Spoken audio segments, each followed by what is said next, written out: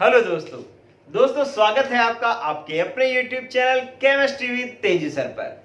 दोस्तों पृष्ठीय रसायन लेसन के 9वें एपिसोड में मैं आपको समझाने जा रहा हूं कि उत्प्रेरक की क्रियाविधि कैसे होती है, कि उत्प्रेरक किस तरीके से कार्य करता है। उत्प्रेरक हमने दो तरीके के पढ़े थे, एक समांगी और एक विषमांगी। आज मैं समांगी उत्प्रेरक की क्रियाविधि पढ़ाऊंगा जो किस सिद्धांत पर कार्य करती है, माध्यमिक उत्पाद सिद्धांत पर कार्य करती है। मतलब उत्प्रेरक पहले क्रियाकारक से अभिक्रिया करके माध्यमिक उत्पाद होता है इंटरमीडिएट, कि पहले इंटरमीडिएट का निर्माण करता है और फिर इंटरमीडिएट आगे उत्पाद में टूटता है। तो देखते हैं कि किस तरीके से अभिक्रिया होती है।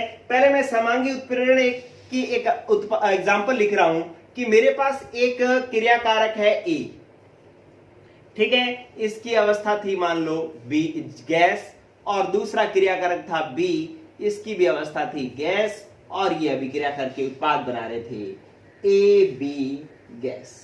ये अभिक्रिया धीमी गति से हो रही थी, लेकिन जब मैंने इसके अंदर उत्प्रेरक ले लिया एक्स, वो भी गैसीय अवस्था में, तो ये अभिक्रिया की गति जो है वो तेज होगी। इसलिए अब एक्स जो है वो उत्प्रेरक है जिसने अभिक्रिया के वेग को बढ़ाया है, और दूसरा जो है वो एक्स जो है वो गैसीय अवस्था में है, क्रियाकारक भी गैसीय अवस्था में है, इसलिए ये समांगी उत्प्रेरक है। ठीक है दोस्तों, तो एक्स उत्प्रेरक है क्योंकि अभिक्रिया के वेग को बढ़ा रहा है, और गैसीय अवस्था में है और क्रियाकारक भी गैसीय अवस्था में है, इसलिए ये समांगी उत्प्रेरक है। देखिए ये किस सिद्धांत पर कार्य करता है। इस उत्प्रेरक की विशेषता एक और होगी कि यह अभिक्रिया में भाग नहीं लेगा। जैसा एक्स शुरू में है वैसा का वैसा एक्स पड़ा रहेगा, ये अभिक्रिया में भाग नहीं लेगा। तो देखते हैं ये किस प्रकार से क्रिया करता है। तो पहले मैं इसकी पढ़ाता हूं आपको क्रियाविधि। देखें भाई क्रियाविधि में क्या होता है। क्रियाविधि दो स्टेप में पूर्ण होती है। स्टेप फर्स्ट में जो ए है वो एक्स उत्प्रेरक से अभिक्रिया करके ए एक्स इंटरमीडिएट बना देता है। इंटरमीडिएट होता है माध्यमिक उत्पाद, इंटरमीडिएट बना देता है। अब ये जो इंटरमीडिएट है माध्यमिक उत्पाद जो है वो ए एक्स, वो स्टेप सेकंड के अंदर ए एक्स जो है वो बी से अभिक्रिया करता है। आप ऊपर वाले स्टेप में देखोगे तो आपको लगेगा कि सर इसने तो देखो आपने कहा था कि एक्स तो अभिक्रिया में भाग नहीं लेता, यहां तो भाग ले लिया, लेकिन भाग ले लिया जब सेकंड स्टेप में आएगा तो ए और बी मिलकर के उत्पाद बना देंगे और एक्स अलग हो जाएगा। मैंने कहा था एक्स बिना अभिक्रिया रहता है, अलग रहता है, जैसा शुरू में होता है वैसा का वैसा बचता है। तो देखो एक्स का एक्स बन गया। ठीक है, तो इस प्रकार से अभिक्रिया होती है। इसको अपने कहते हैं कि समांगी उत्प्रेरण क्रियाविधि का माध्यमिक उत्पाद सिद्धांत। देखो पहले माध्यमिक उत्पाद बन रहा है, इंटरमीडिएट बन रहा है, और इंटरमीडिएट फिर उत्पाद में टूट रहा है। इसके अंदर देखेंगे तो ये स्टेप जो है वो फास्ट होता है, मतलब तीव्र स्टेप होता है, और ये स्टेप जो है वो क्या होता है, स्लो स्टेप होता है। चलिए और चीजें इसके अंदर क्या देखनी है कि एक तो जब ये माध्यमिक उत्पाद बनता है कि ए एक्स के बनने में कम सक्रियण ऊर्जा की आवश्यकता होती है। कम सक्रियण ऊर्जा की आवश्यकता होती है। ठीक है, कम सक्रियण ऊर्जा की आवश्यकता होती है, इसीलिए तो अभिक्रिया तेजी से हो जाती है। आपको पता होगा पिछले लेसन में मैंने पढ़ाया था कि सक्रियण ऊर्जा जो होती है वो अभिक्रिया वेग के व्युत्क्रमानुपाती होती है। सक्रियण ऊर्जा कम होगी तो अभिक्रिया वेग ज्यादा होगा, सक्रियण ऊर्जा ज्यादा होगी तो अभिक्रिया वेग कम होगा। तो यहां पर ए एक्स जब बनता है तो इसके अंदर क्या होता है कि सक्रियण ऊर्जा कम चाहिए होती है, तो अभिक्रिया का वेग तेजी से हो जाती है ये अभिक्रिया। तो इस प्रकार से अगर आपसे पूछा जाए कि ये अभिक्रिया वेग को किस प्रकार से बढ़ाता है, तो सक्रियण ऊर्जा को कम करके। ये एक बात सीख ली आपने। एक पॉइंट मैं आपको और बता रहा हूं दोस्तों, वो पॉइंट मैं अभी एक्सप्लेन नहीं कर रहा हूं क्योंकि ये एक डिटेल है, आप आगे जाकर के सीखेंगे। लेकिन आप ये जान लें कि समांगी उत्प्रेरण में ये बहुत जरूरी है। कंपटीशन वालों को किताब में हमारे नहीं लिखा हुआ, लेकिन आगे जाकर के आपको सीखना होगा कि समांगी उत्प्रेरण में क्या होता है, डैश क्या होता है कि अभिक्रिया वेग जो होता है वो समानुपाती होता है उत्प्रेरक की सांद्रता के। हमने पहले यही पढ़ा है कि अभिक्रिया का वेग क्रिया कारकों की सांद्रता के समानुपाती होता है, लेकिन समांगी उत्प्रेरण में अभिक्रिया का वेग उत्प्रेरक की सांद्रता के भी समानुपाती होता है कि उत्प्रेरक आप जितना ज्यादा डालोगे अभिक्रिया का वेग उतना ही ज्यादा होगा। तो इस तरीके से यहां पर उत्प्रेरक की सांद्रता के भी क्या हो गया है, समानुपाती हो गया है समांगी उत्प्रेरण में। चलिए ये तो बातें होगी आपके पास, ये याद रखनी है आपको, ये मैंने आपको बता दी, ये चीजें जो है एक बार हो गई। अब मैं इस पर आधारित कुछ एग्जाम्पल बताता हूं। देखें, जैसे मैं एक एग्जाम्पल बना रहा हूं, एक एग्जाम्पल मैंने बनाया, ये तो मैंने मॉडल समीकरण लिख दी, ठीक है।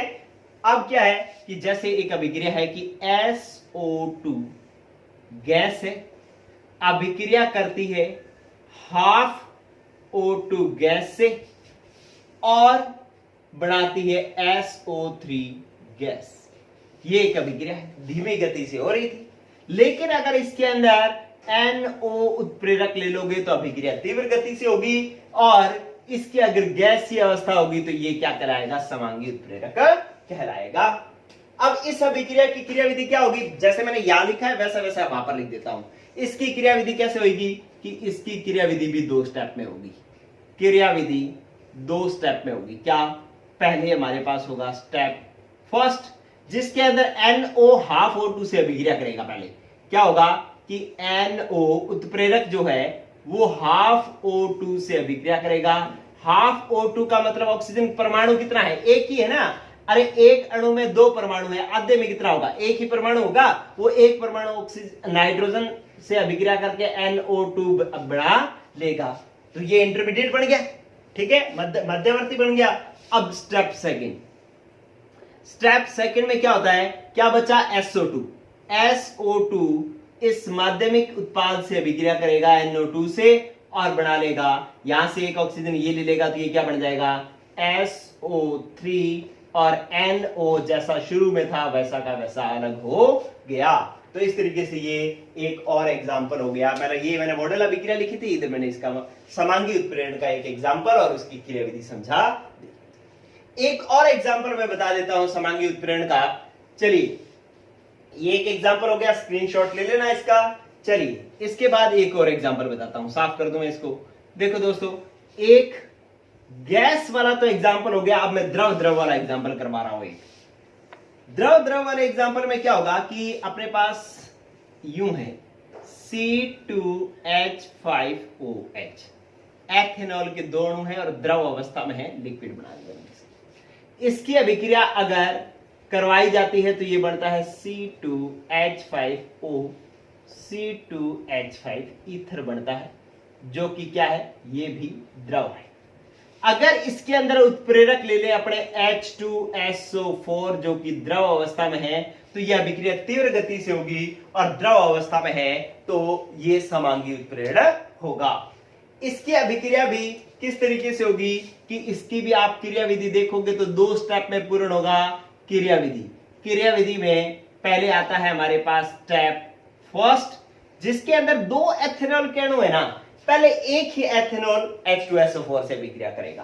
कैसे अभिक्रिया करेगा, देखो C2H5 और OH, ये H2SO4 से अभिक्रिया करता है H2SO4। किसी को समझ में आया मैंने क्या किया है, H2SO4 को मैंने HH लिख दिया, मतलब 2H है, H2 का मतलब 2H है, मैंने अलग अलग लिख दिया, किसी को दिक्कत थोड़ी है। तो ये H2SO4 हो गया। तो अब एथेनॉल का अणु पहले इस H2SO4 के एक H को ले लेगा, और खुद का OH दे करके इस तरीके से H2O निकाल देगा पहले तो, ठीक है।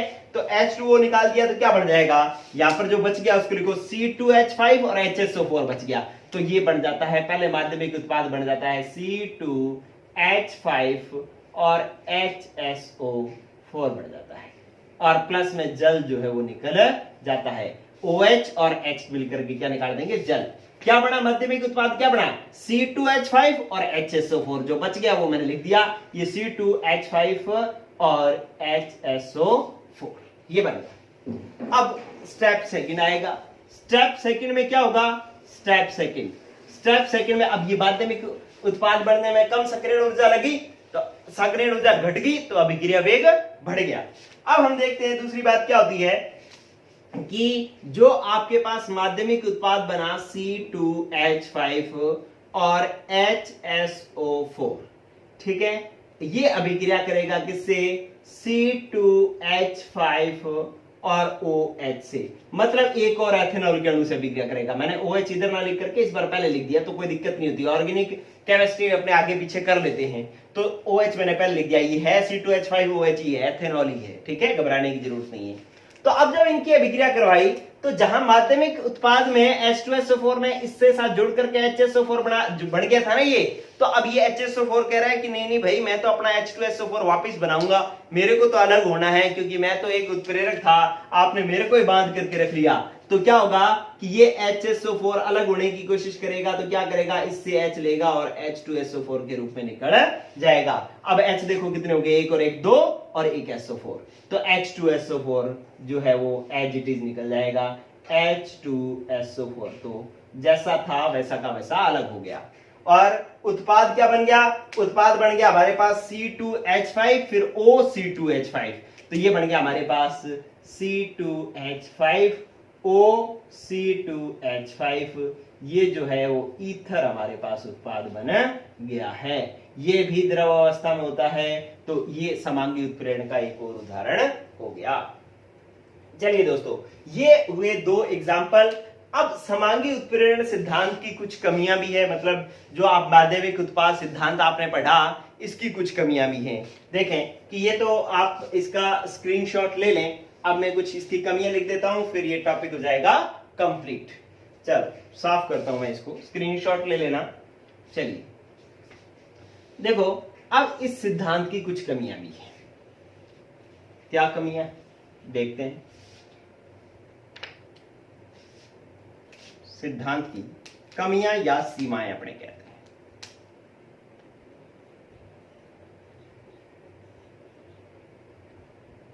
पहली कमी क्या है?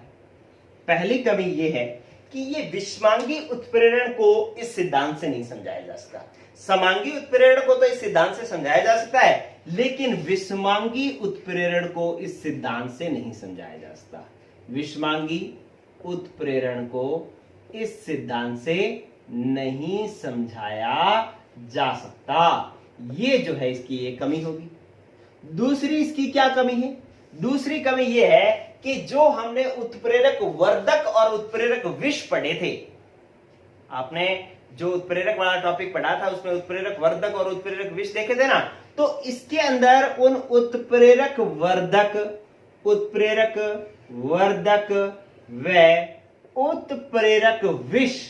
उत्प्रेरक विष क्यों की क्रिया विधि नहीं समझ में आती, कि क्रिया विधि नहीं समझाई जा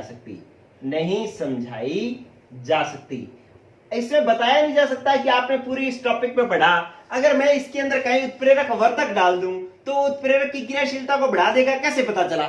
नहीं पता लगता ना। मैं उत्प्रेरक विष डाल दूं तो अभिक्रिया का उत्प्रेरक की क्रियाशीलता घट जाएगी, ये कैसे घट जाएगी इसमें हमें नहीं समझ में आता। तो इस सिद्धांत से हम उत्प्रेरक वर्धक और उत्प्रेरक विष की क्रिया विधि को नहीं समझा सकते। और एक सक्रिय केंद्र, मैंने जब चैप्टर शुरू किया था तो सक्रिय केंद्र बताए थे कि जहां पर अधिशोषण होता है, ठीक है, एक सक्रिय केंद्र होते हैं, तो सक्रिय केंद्रों का महत्व भी नहीं समझाया जा सकता। सक्रिय केंद्रों का महत्व भी नहीं समझाया जा सकता। मतलब इसमें कहीं नहीं बताया गया कि जहां पर क्रियाकारक उत्प्रेरक से जुड़ते हैं वो सक्रिय केंद्र कहलाते हैं। वो सक्रिय केंद्र जो है यहां पर कहीं भी समझाए नहीं गए हैं कि उनका क्या रोल होता है। तो इस तरीके से ये इसकी 3 कमियां हैं। विषमांगी उत्प्रेरक को नहीं समझाया जा सकता, उत्प्रेरक वर्धक और उत्प्रेरक विष की क्रिया विधि को नहीं समझाया जा सकता, और सक्रिय केंद्रों का महत्व समझाया नहीं जा सकता। तो इस तरीके से ये माध्यमिक उत्पाद सिद्धांत हुआ कंप्लीट। अब इन कमियों को दूर करने के लिए एक नया सिद्धांत जिसका नाम है अधिशोषण सिद्धांत, जो हमने अधिशोषण टॉपिक किया था वो विषमांगी उत्प्रेरक में काम में आता है, वहां पर हमने उसके अनुप्रयोग में पढ़ा था। तो कैसे कार्य करता है वो हम इसके लिए एक अगले एपिसोड में पढ़ेंगे कि विषमांगी उत्प्रेरण का अधिशोषण सिद्धांत। ये टॉपिक हम अगले एपिसोड 10वें एपिसोड में पढ़ेंगे। आज के लिए इतना ही, बाय।